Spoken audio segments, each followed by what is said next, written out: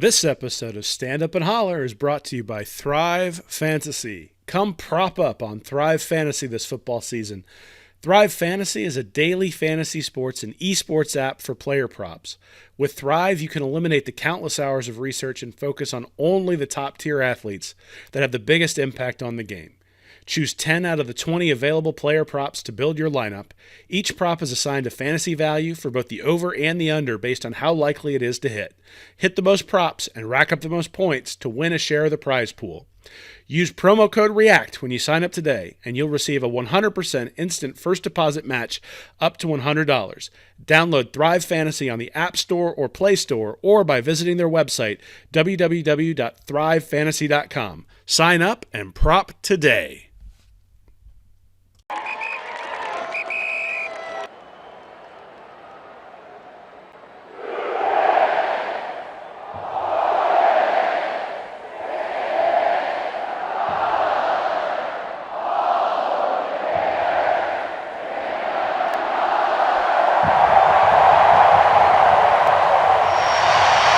Welcome to Stand Up and Holler.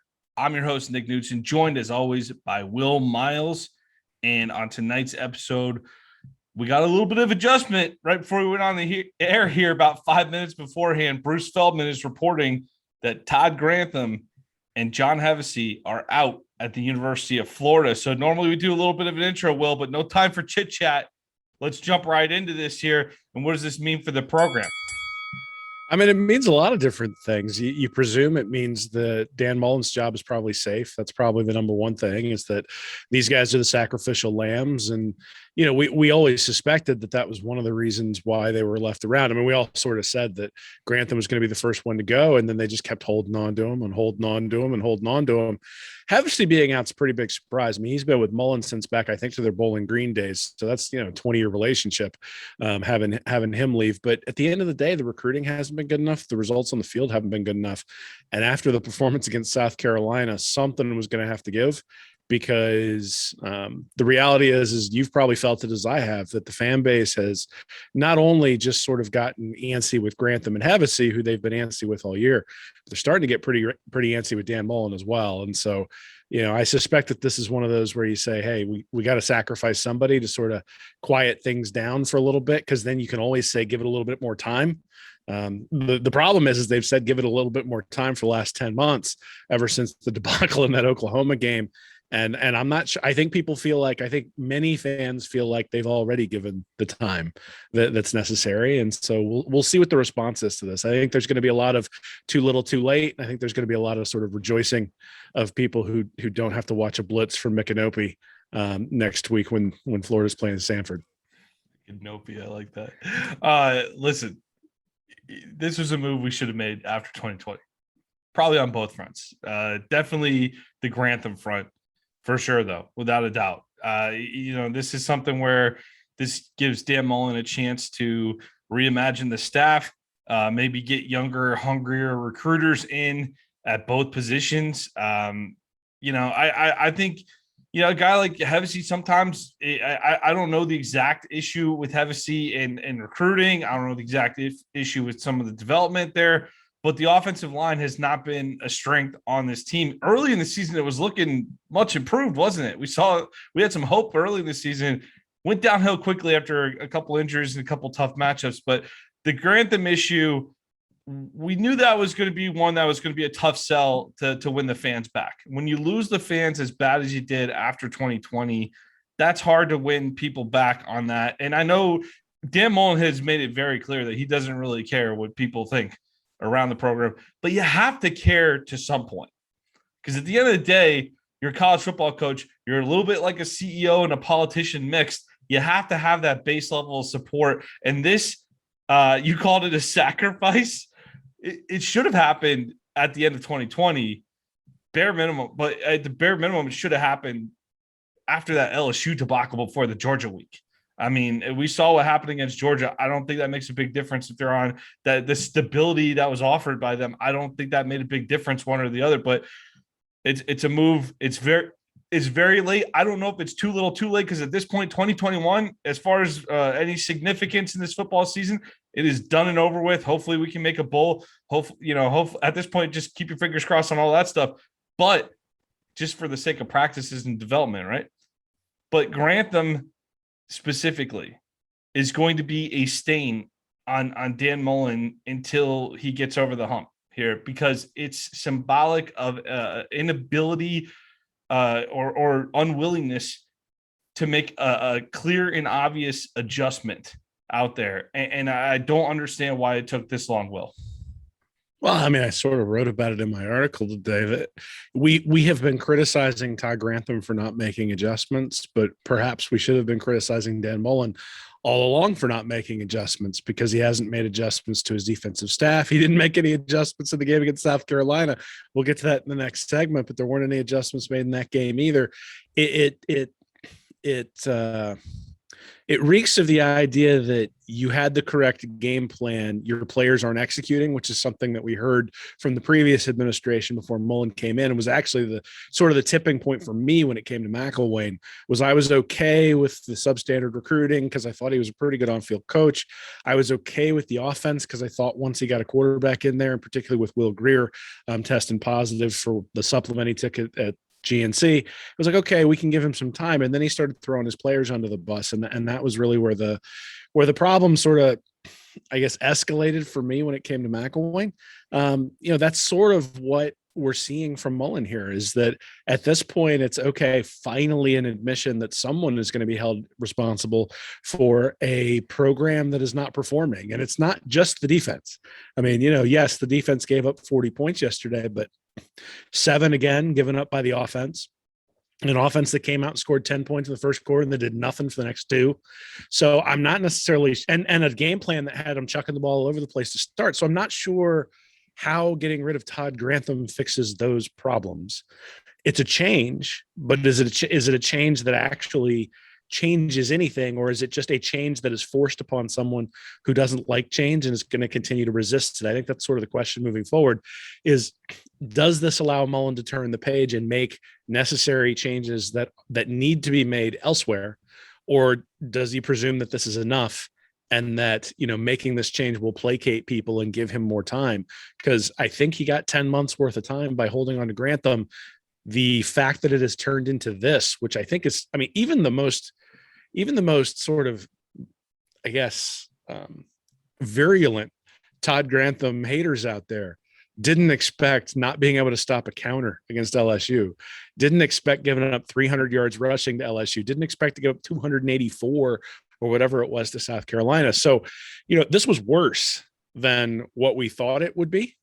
The suspicion was the defense was going to get better, but if I think I haven't done the full analysis, but I think if you look at the SEC numbers of Florida this year versus the SEC numbers for Florida last year, I think we basically had the same defense now for 2 straight years. And at the end of the day, the promise was that COVID was the problem. The promise was that we needed to get rid of McElwain's recruits. And you had McElwain's recruits mocking that on Twitter yesterday after the game. So this is a tough one.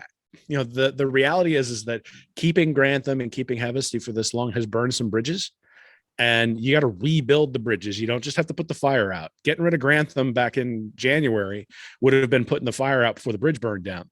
The bridge is burned down at this point. And so there's a lot of rebuilding to be done. And the question is going to be, is there enough time to do that rebuilding? And I don't have an answer to that. Yeah. You saw when you come in the first time, when you're first hired, Dan Mullen, 2018, people want to give you a chance. People are open-minded to giving you a chance. You've taken some of the people who support this program now, and some people have made up their minds about Dan Mullen. It's going to be difficult to change their minds. However, I do feel, and we'll get into this, like you said, this is not a fix-all problem. It was just one of the problems, one of the obvious major problems that needed to be fixed at the end of 2020 that we didn't address. But if you're Dan Mullen, making this move now signifies that Strickland is behind Mullen to continue into the future. But I would like to see whether or not you like Dan Mullen. If you don't like Dan Mullen right now, you're not going to love hearing this. But I think this move is a clear indication that Mullen has some serious support for the next few years. And you want to send that message, because if you're going to hire a high-profile defensive coordinator that can maybe have some recruiting prowess that Mullen lacks. Recruiting prowess that Mullen lacks. I don't know why I couldn't say that there. Sorry. But if you're going to hire a guy like that, he's got to know that he's got some support here too. And that's just not going to be a one and done deal. Otherwise, you're going to be reaching a little bit, Will.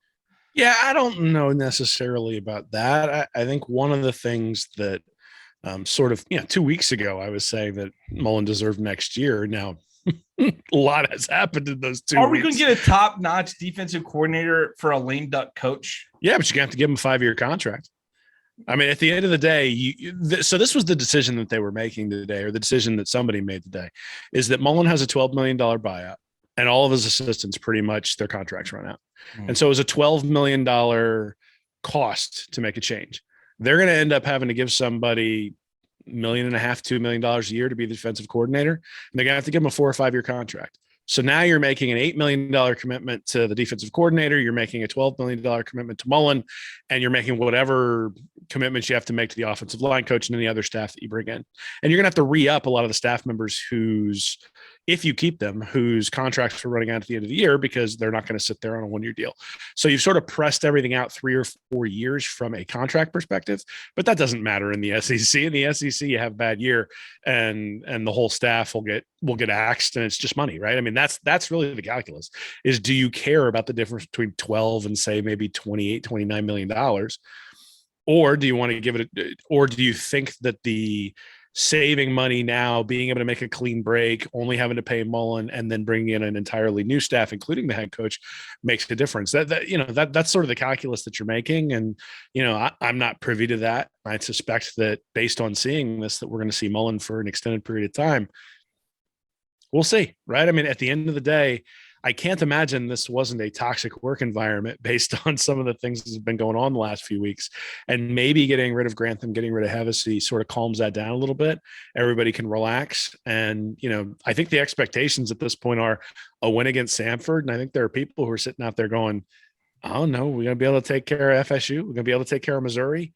The expectation is you'd be able to win those games. But at this point, at 4-5, I don't think that you sit there and say those are sure things.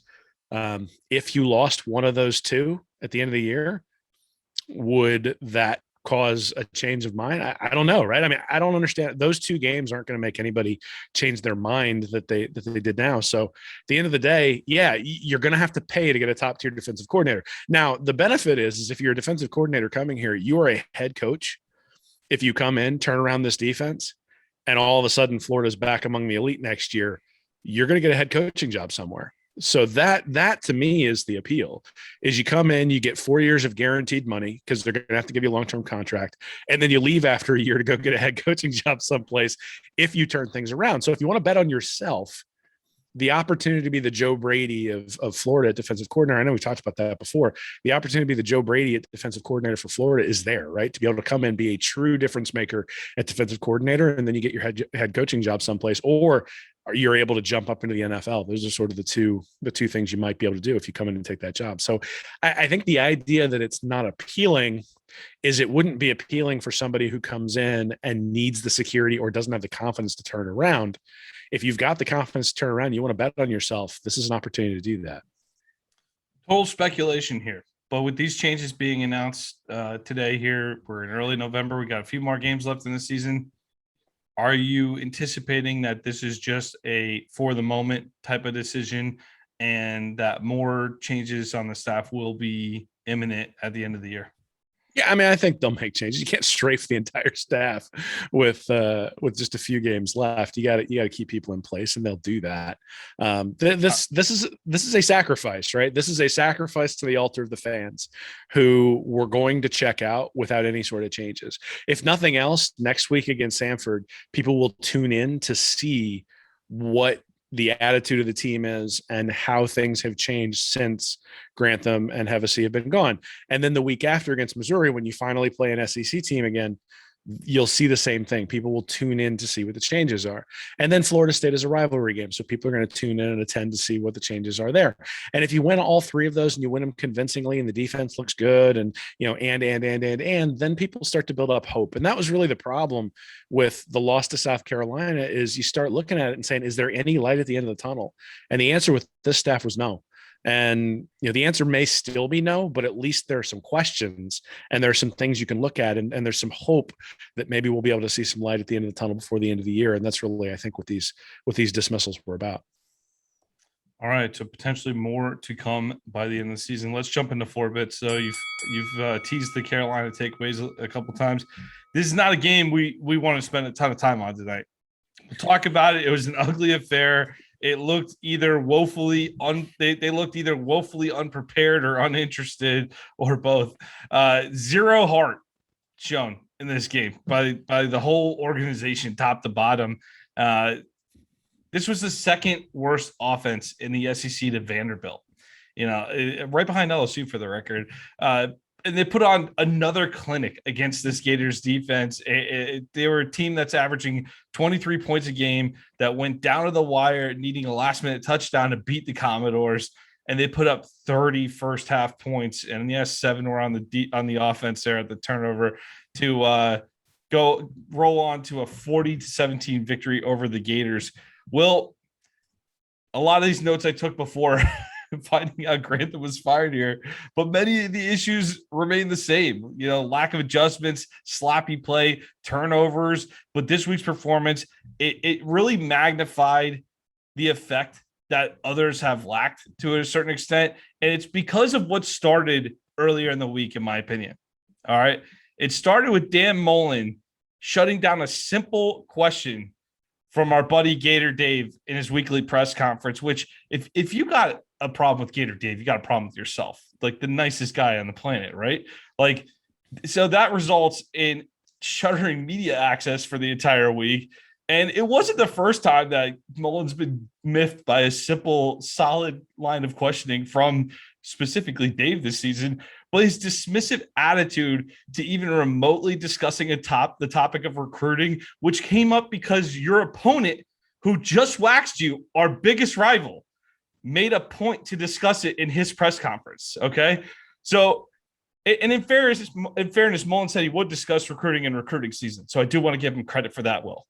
So I'm not going to, he did say he'd talk about it eventually, but it really, the press conference clip went around Twitter. It was on fire. It echoed throughout the country and has been commented on by nearly every college football pundit across the nation. In addition to that, the Gators come into the game down several players. Report surfaced just before kickoff that many Florida players were sick, and it'd been a crazy week of practice, rotating players in and out. They even brought sick players up separately to the game.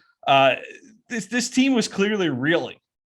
Inside the locker room, too, it looked like, and faith in the program has been rocked on the fan side of the equation. And from what we saw on Saturday, it would appear that not everyone on the field was on the same page as well.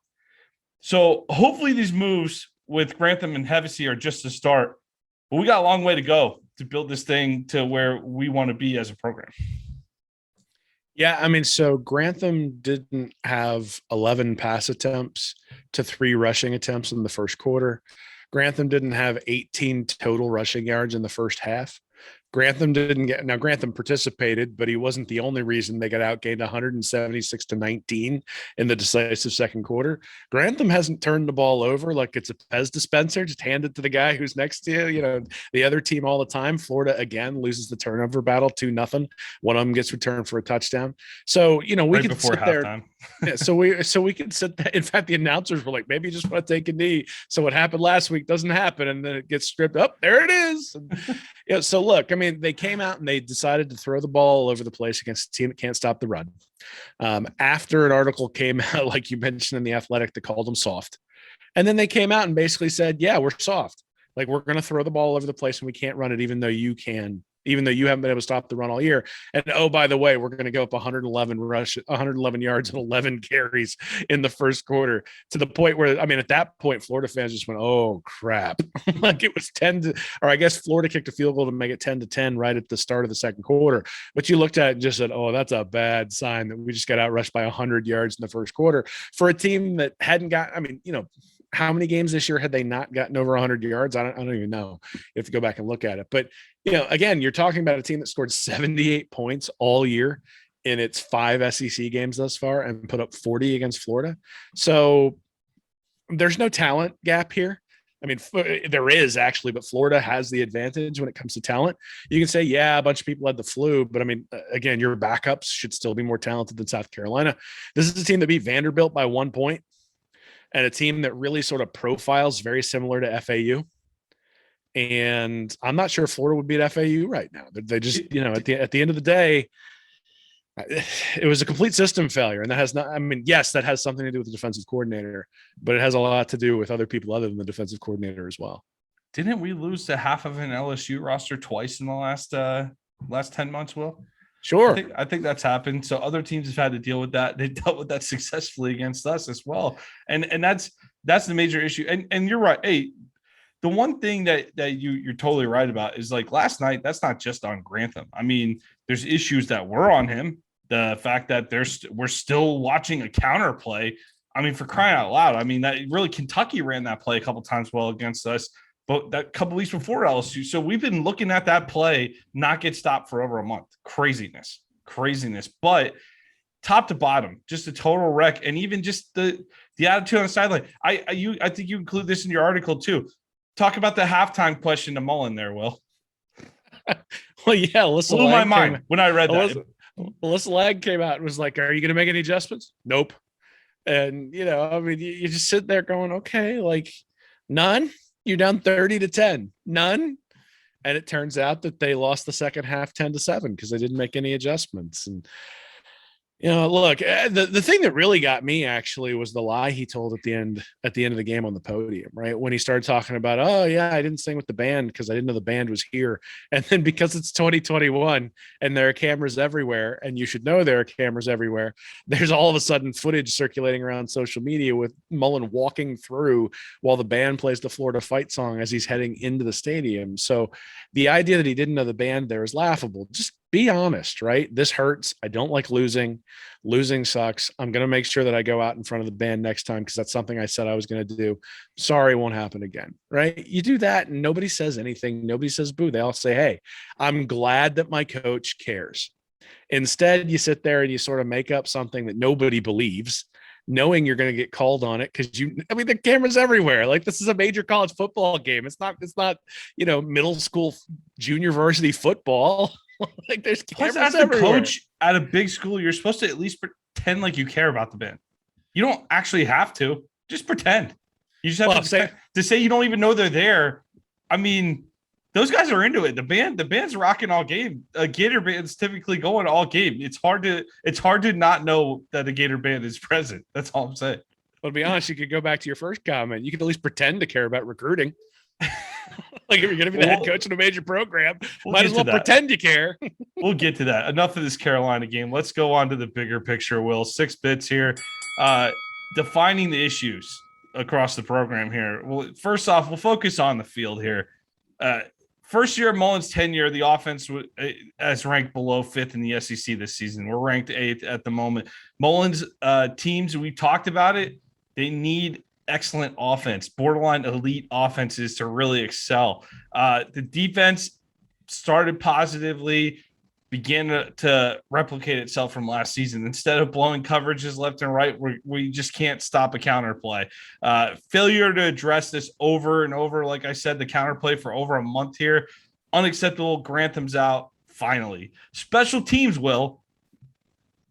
We've highlighted this on this show too. Special team mistakes. They've cost the Gators in some big moments. The extra points versus Bama, the block field goal touchdown return against Kentucky, missed field goals. I mean, chip shots against Georgia. Not that they mattered that much. Just it's a repeating issue that wasn't corrected before a major contest. And so you're not seeing these things. Either the players aren't good enough or they're not getting coached up. One of the two needs to get fixed. But for a coach who can scheme with the best of them at times, which I keep getting crushed on for saying that people, but like, I think that when Mullen is at the height of his game, he's among the best in the country. He hasn't been that this year because he doesn't. It's like you said, you've hammered recruiting. Unless we have an elite quarterback, it doesn't really work. And this year, even though I like Emory Jones, Anthony Richardson looks like that he could be a good one. We don't have elite play in 2021. There's really no debating that. But the one thing I want to give him credit for, we're talking about some of the second guessing we've done on him throughout the year, the not being aggressive before halftime at Kentucky. We could give that one back to Mullen, right? Is that one we could give back? Because after what we've seen against Georgia and now South Carolina, maybe Mullen's like, hey, can I at least get a point there? Like, Mullen needs a little bit of credit sometimes, right? We got to get, maybe he saw something in practice that we're not seeing on that.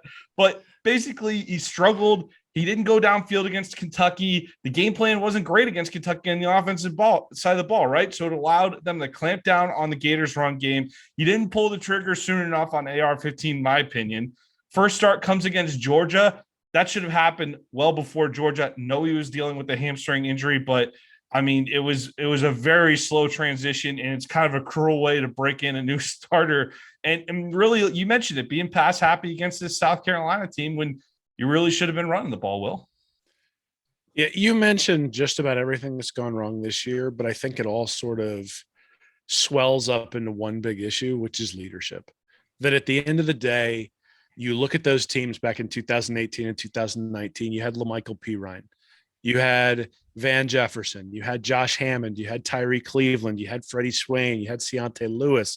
You had these guys who were going to step in, and if people were stepping out of line, that they were people who could bring them back in line. In fact, I gave a lot of people have criticized Mullen for having Trask play behind Franks, but I think a big reason why Franks got that job is because he had taken the bullets for those guys in the McElwain era. When McElwain was throwing people under the bus, Franks was there to take the shots. And so his team listened to him, and that leadership matters, especially in a transition. Where's the leadership this year? I mean, you saw a little bit of it afterwards where you've got Diabate and then you had Emory Jones tweeting some things out. But, the fact that the players aren't even available is either that they're afraid, the coaches are afraid that the players are going to say things they don't want them to say, or they're trying to protect the players from having to deal with the media. But at the end of the day, that's what leadership is about, standing up and taking responsibility for when things go wrong. Leadership is about standing up and taking credit when things go right too. But it's absolutely about standing up and saying, my bad, I'm going to make this better, I'm going to fix it. And if you rob people of those opportunities, if you prevent them from learning that sort of stuff, if you avoid teaching them those lessons, and in fact, if you reflect something different than those lessons, then I don't think that you can expect to have that from the guys who are on the team. So, I think the team very much respects Emory Jones. I think that's clear from all the different stories that you hear, and certainly the fact that he's in there. At the same time, I don't know that there's a guy like Voshan Joseph or a guy like, David Reese out there, or Chauncey Gardner, who could be a little bit volatile, but certainly was able to back up his play on the field. Those guys are missing when it comes to being able to pull somebody aside who's not doing their job, not trusting what they're supposed to do, and not trusting their assignment. And so, we can sit here and we can talk about the coaches all we want. And I think in many cases, the coaches are the extension of that leadership. They're responsible for building that leadership. They're responsible for building that trust.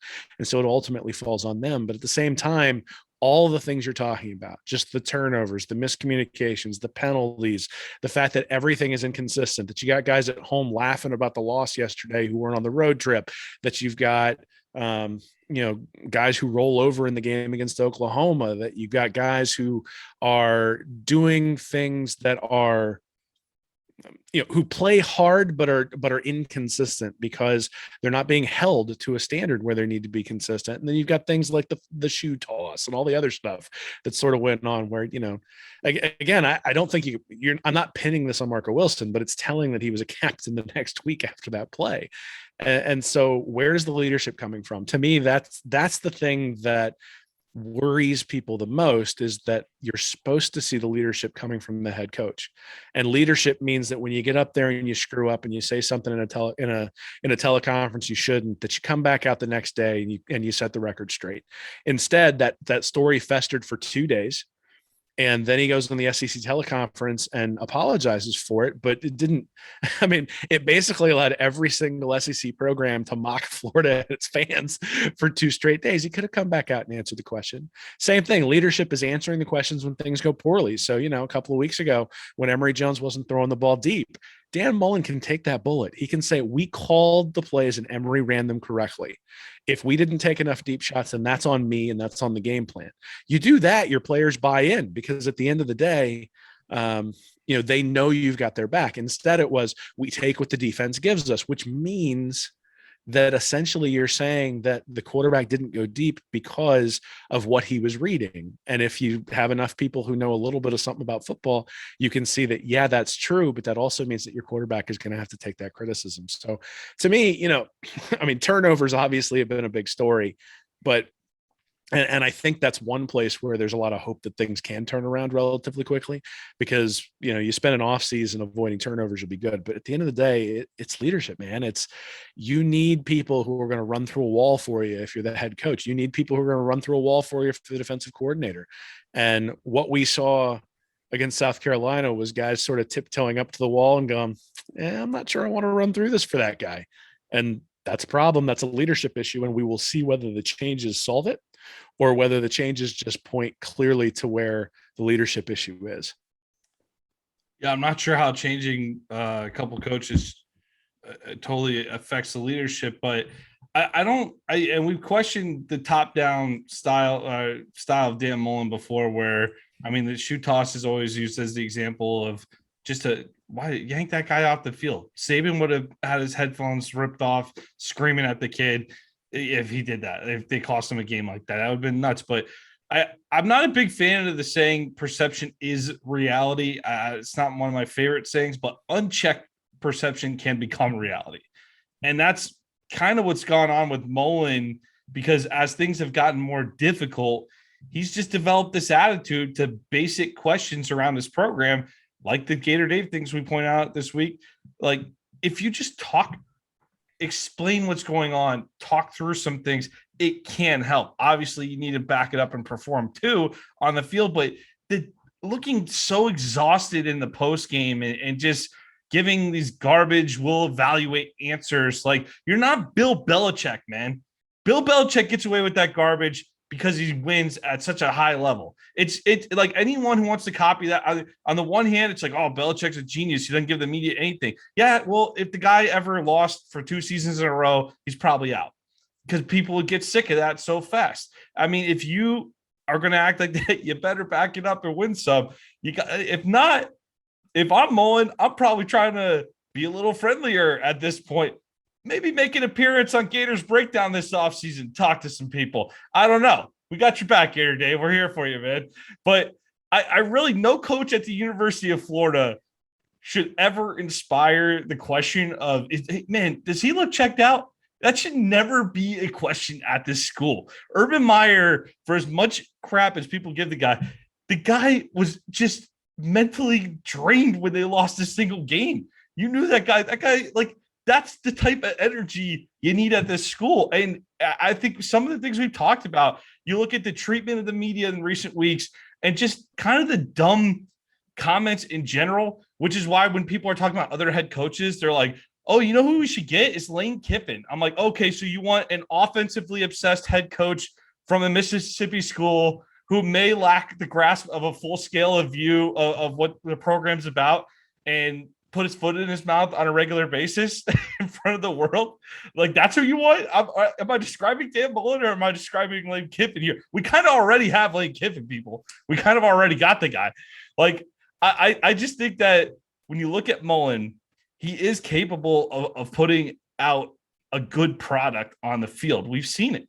He's done it multiple times. And that's what, even if the decision is to move forward with Mullen, I think he's earned that opportunity to fully make some wholesale changes in his style. But I think he needs to have, if he goes forward the same way, we'll get into this in a dollar with more detail, but he really needs to humble himself this offseason and really make some serious, like, look in the mirror and say, what do I need to change here? He was passed over twice by Florida. All right. Once when Meyer left, which he would have made a lot of sense just to slide right in, but we went with Will Muschamp. Freaking Jim McElwain beat the guy out in a job interview, Will. We've seen that guy behind a microphone. I don't know what he said in his interview to even get the job in the first place. I know Nick Saban. I think that's probably what he said.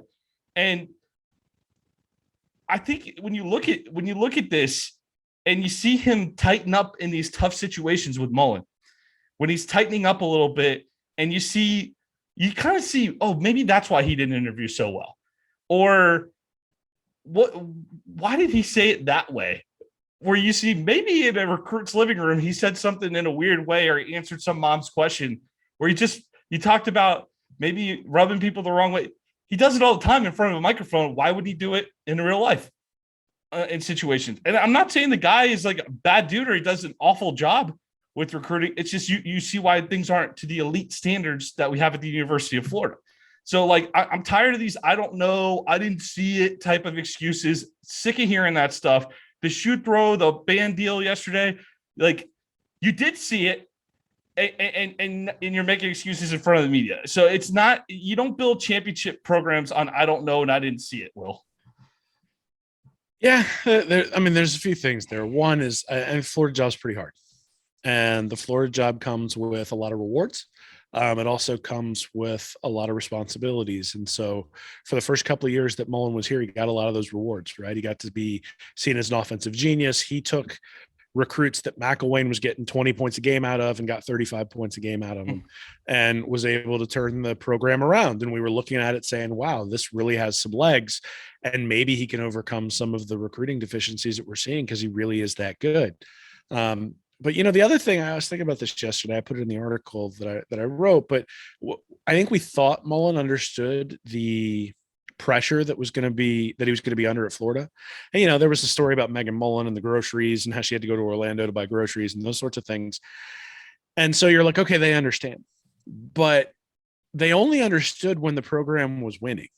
Because Dan Mullen left after 2008 to go to Mississippi State before Florida went 13-1 and lost in the SEC championship game to Alabama, and before Urban Meyer got up there after the 2010 year and said that the program was broken. And so I'm not sure that he necessarily understood what it's like to go through this pressure cooker when things start to go a little bit south. And so how do you stop that stone that's starting to roll downhill? At some point you got to get in front of it. You got to start pushing the other direction. And if you just keep letting the stone roll and you keep letting it gain momentum, eventually when you go out in front of it, it's going to roll you over. And the question is has that stone gathered up enough momentum at this point that when he just finally decides to get in front of it, is it going to run him over? Is there just not enough left for the fans? Is there not enough left for the program? Is there not enough left for the recruits? Is there not enough left for the players who are here? The other thing you said is you said something about humbling him.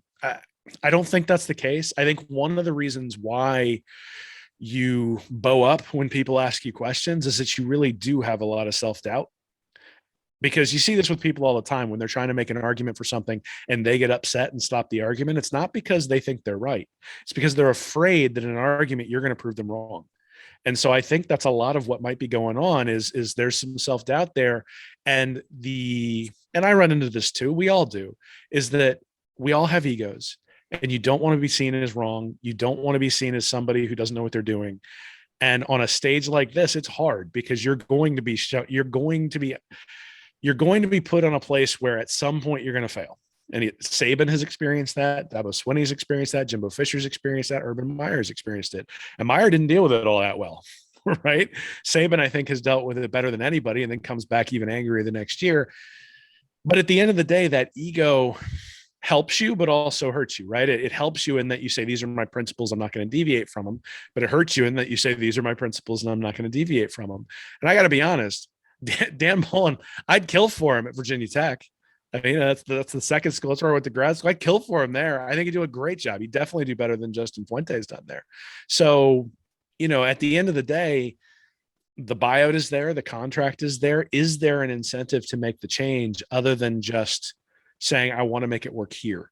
And that's the question, right? Does he want to make it work here? If he wants to make it work here, then yeah, there are going to need to be some changes that need to be made.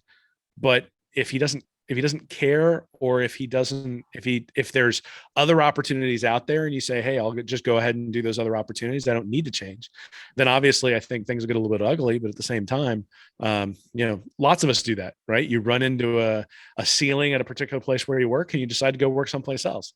And maybe it was a big company you were at and you're just like, hey, there are things at this big company I don't like.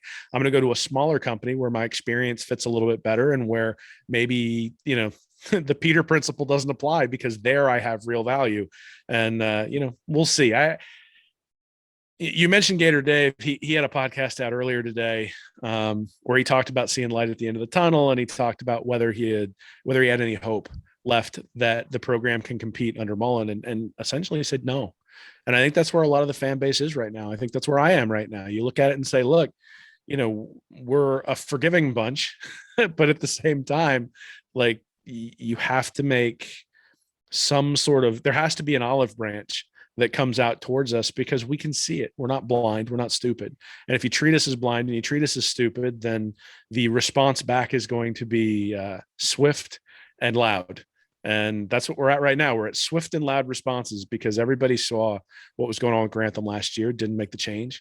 Now we've made the change, but if that's the only change, I don't think anybody's going to think that's enough.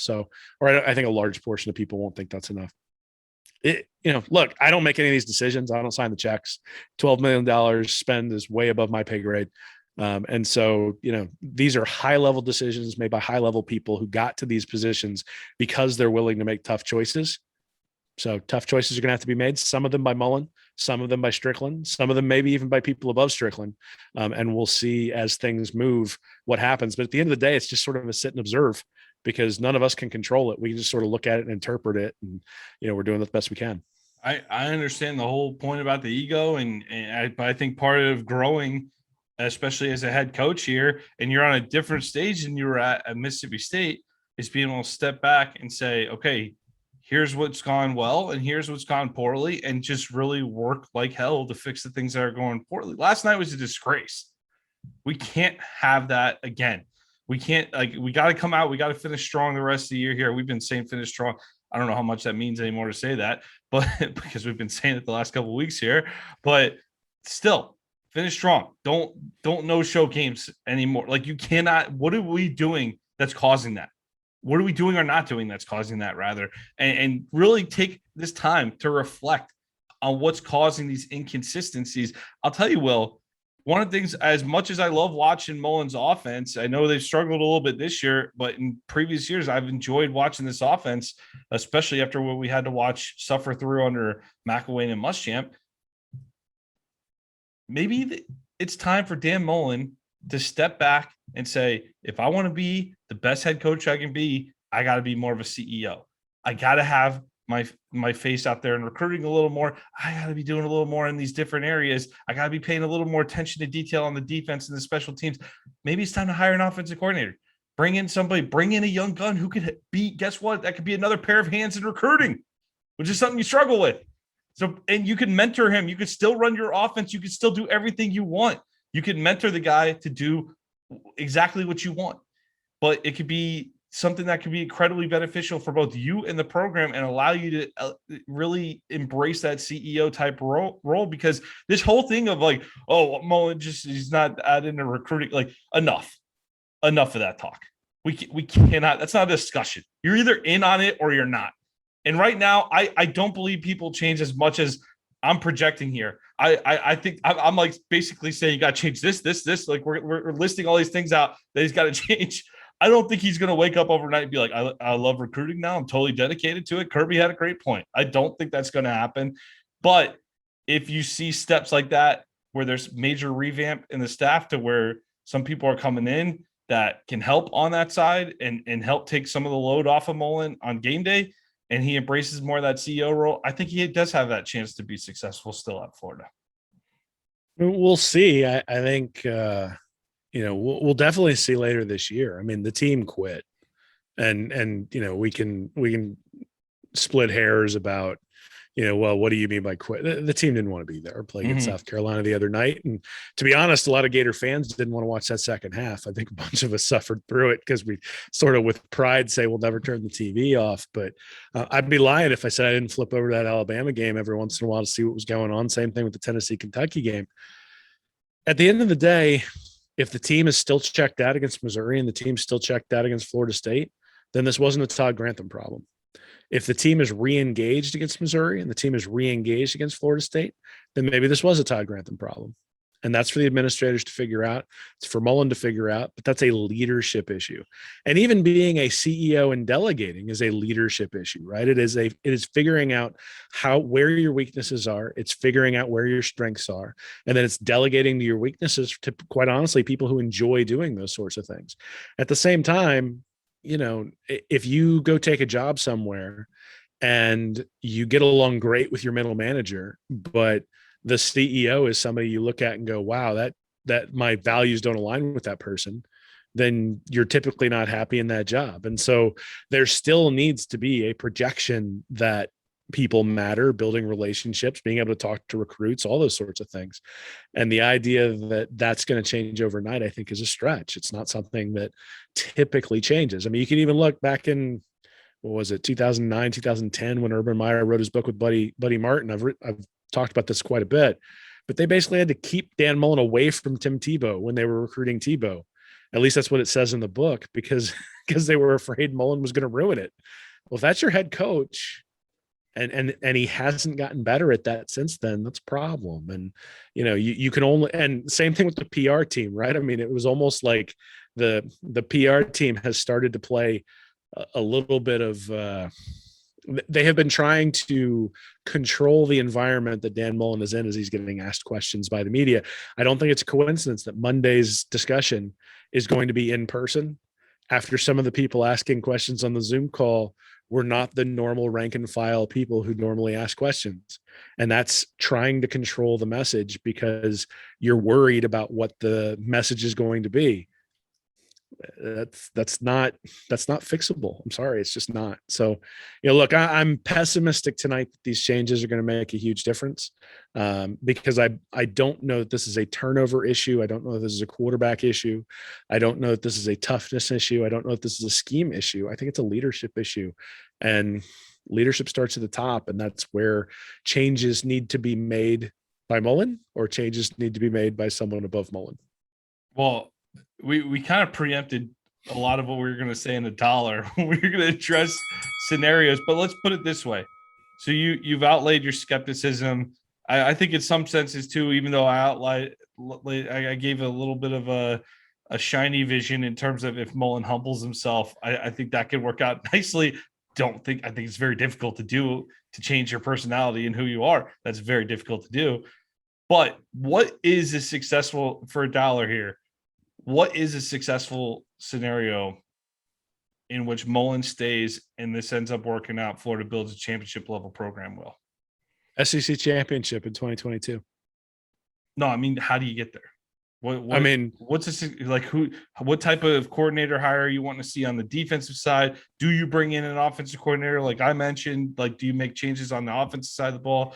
Do you make are you dedicated to Anthony Richardson out the gate, or are you doing a quarterback competition throughout the offseason? How are you running things to get to a successful point?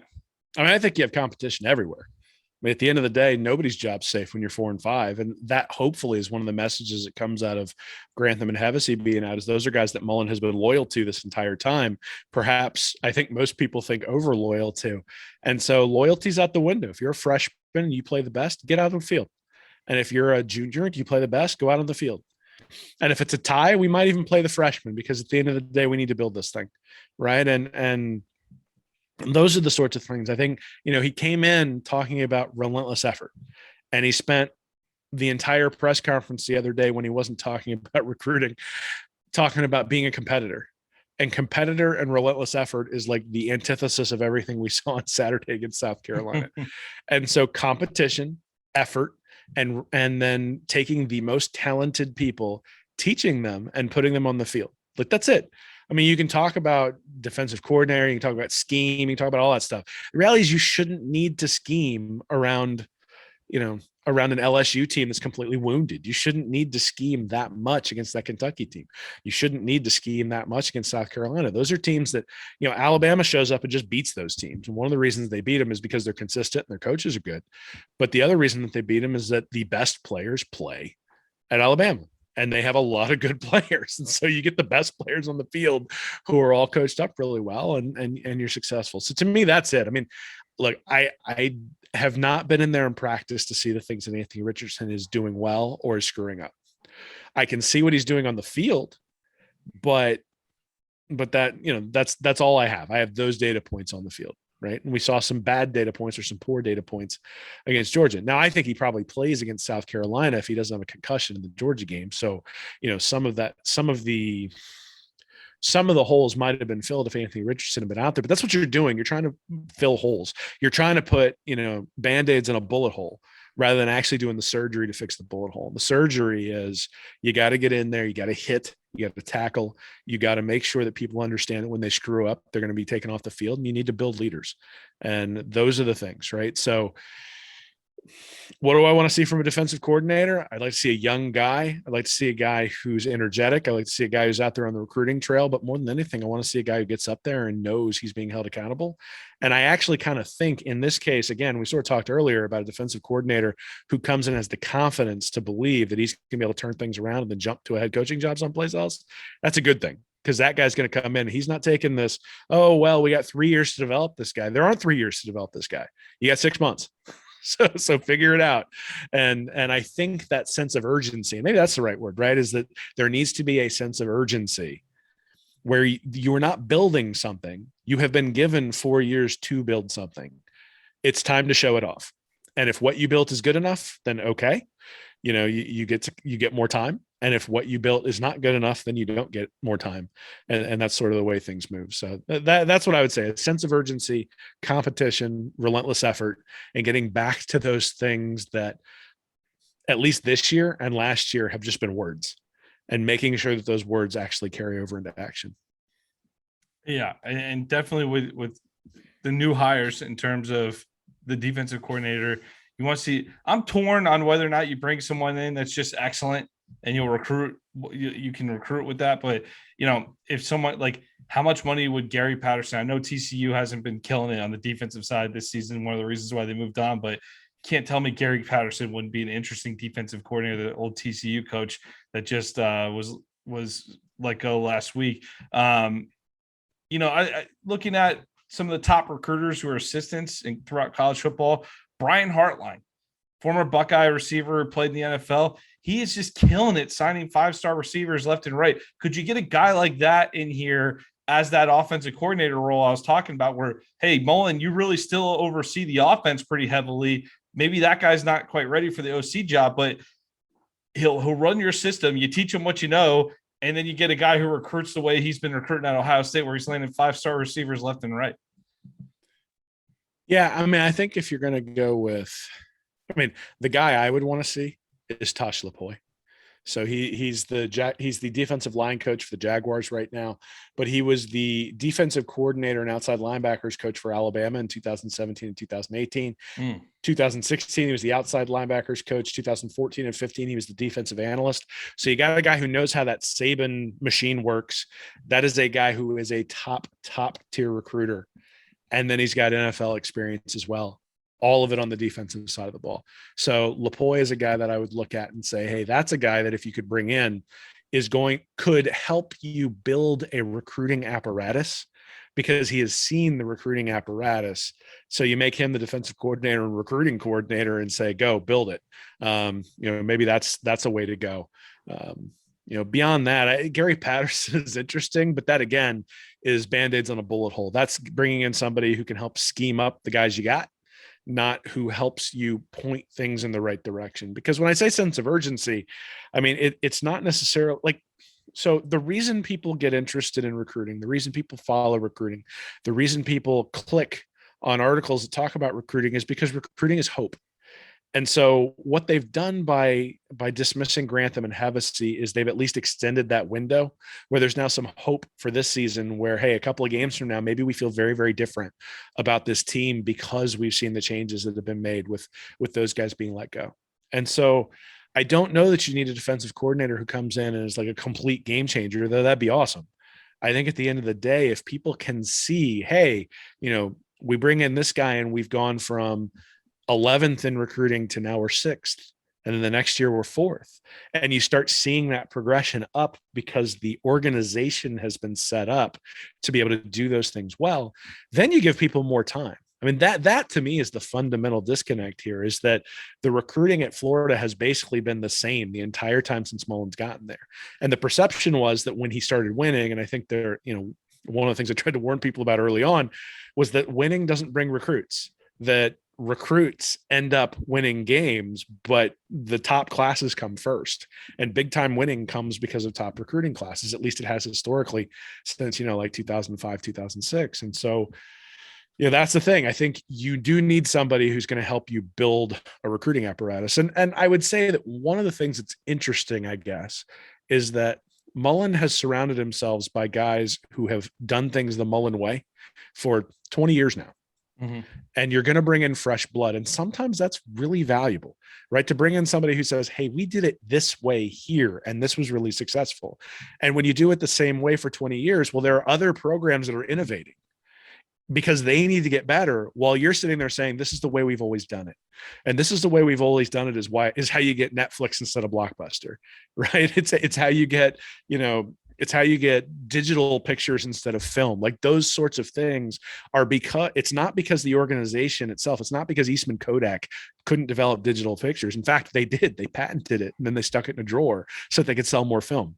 And so the examples of industry, I think, are relevant here, where innovation happens from people who are trying to catch up. And so in a case where Florida has always sort of been ahead, or Dan Mullen has always sort of been ahead of expectations, he's never really had to innovate to keep up. Now he has to innovate to keep up. And I think bringing in new people might be a big part of that. Changes ahead for the Florida Gators, thankfully, after a tough night in Columbia. Will, man, I'm hoping we can do a positive episode of one of these stand-up and hollers eventually again. But we try to look at the program we try to look at it fairly. I think we try to give a fair take on what's going on there. But Gators just struggling right now, sitting at 4-5. Samford this week, Missouri, and then at home against Florida State to wrap up the season. I'm Nick Knutson, joined by Will Miles. Thank you again for listening to the show tonight. We will have more videos coming your way on the Read and Reaction YouTube channel this week. Thanks for joining. Thank you for watching this episode of Stand Up and Holler. Be sure to subscribe to the Read and Reaction YouTube channel. Join our Patreon community at Read and Reaction for bonus content each week. And check out our website at readandreaction.com. I'm Nick Knutson, joined by Will Miles, and as always, go Gators.